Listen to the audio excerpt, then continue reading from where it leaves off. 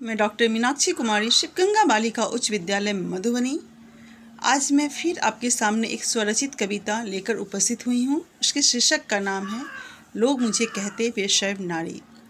ये शीर्षक का टॉपिक कुछ अटपटा लग रहा होगा आपको, लेकिन ये हमारे समाज की बहुत बड़ी सच्चाई है जिसे मैं अपनी कविता में उल्लेख की हूँ। आप इसे गौर से सुनिएगा। वैसे मेरा अपना नाम तो है, वैसे मेरा अपना नाम तो है, पर कुछ लोग मुझे कहते हैं बेशर्म नारी।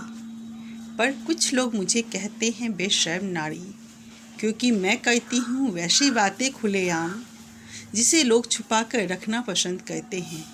जी हाँ, मैं बात करती हूँ अपनी बेटियों के महामारी के उन दिनों की जिस पे लोग बात करना भी पसंद नहीं करते।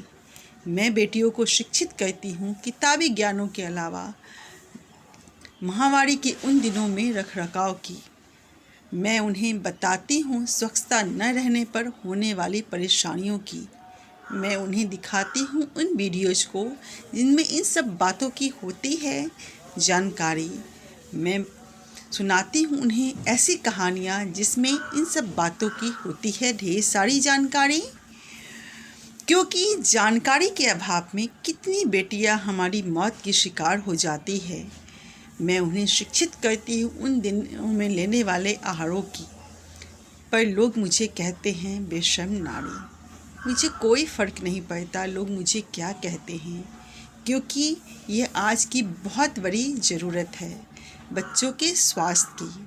हाँ, मैं करती हूँ विद्यालय से लेकर ग्रामीण क्षेत्रों के बच्चों के घर जाकर इस पे बातचीत। मुझे कोई शर्म नहीं, मुझे कोई संकोच नहीं। मैं घर घर बतलाती हूँ इन दिनों में होने वाली परेशानियों को।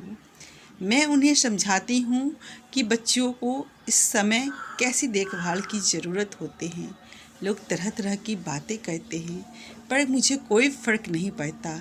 मैं बताती हूँ टीनएजर में लड़के लड़कियों के आकर्षण में होने वाली परेशानियों की, उसमें बरतने वाली सावधानियों की, क्योंकि मुझे लगता है यह है बहुत ज़रूरी। क्योंकि सावधानी हटी दुर्घटना घटी।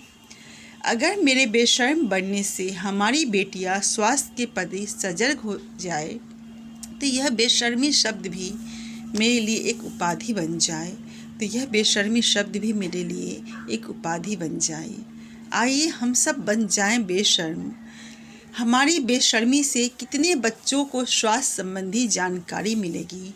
कितने फैशन के दौर में नशे में हो जाते हैं चूर।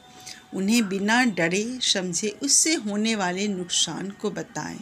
वो आपके बच्चे हैं, उन्हें सही रास्ता दिखाएं। हमारे उल्लास, हमारी सोच के सामने ये बेशर्मी शब्द बहुत छोटे पड़ जाएंगे जब घर घर के बच्चे स्वास्थ्य संबंधी बातों को जड़ से समझ पाएंगे।